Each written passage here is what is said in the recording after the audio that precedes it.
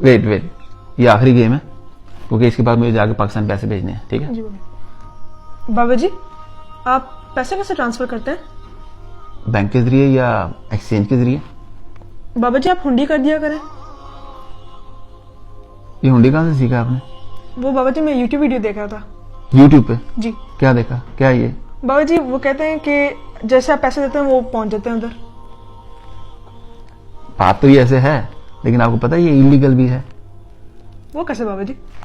बेटा, जो बैंक के जरिए पैसे जाते हैं या एक्सचेंज के जरिए जाते हैं वो रिकॉर्ड में आते हैं, हुंडी का कोई रिकॉर्ड नहीं होता। मिसाल के तौर पर मैं आपको बताता हूँ, अब मुझे 17 साल हो गए, मैंने कभी हुंडी के जरिए पैसे नहीं भेजे पाकिस्तान, जी बाबा। कभी भी। अगर मिसाल के तौर पे गवर्नमेंट डिपार्टमेंट से या टैक्स वाले आके पूछते हैं कि ये आपने घर कहाँ से बनाया, हम बोलेंगे कि जी हमने बाहर से पैसे कमाए हैं, उसका बनाया। तो बोलेंगे कोई रिकॉर्ड है आपके पास? हम उनको निकाल के पकड़ा देंगे, जी हमने 17 साल में इतने पैसे ट्रांसफर किए हैं।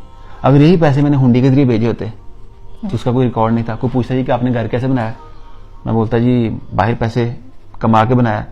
वो बोलेंगे कोई सबूत है? नहीं। तो वो बोलेंगे शायद आपने कोई गलत काम करके बनाया। तो ये कहीं ना मनी लॉन्ड्रिंग में भी आता है। जी बाबा। ये हुंडी एक्चुअली इलीगल तरीका होता है एक जगह से दूसरी जगह पैसे पहुंचाने का, और लोगों को नहीं पता, लोगों को इल्म नहीं होता। लोग करते हैं लेकिन उनको इल्म नहीं होता।